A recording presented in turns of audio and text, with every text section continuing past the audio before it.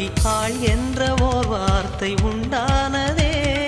காதல் என்ற மந்திரத்தின் மாயம் என்ன, கல்லும் முள்ளும் இப்போது பூவானதே. வானவில்லின் துண்டொன்று மண்ணில் வந்து யாருக்கும் சொல்லாமல் பெண்ணானதே.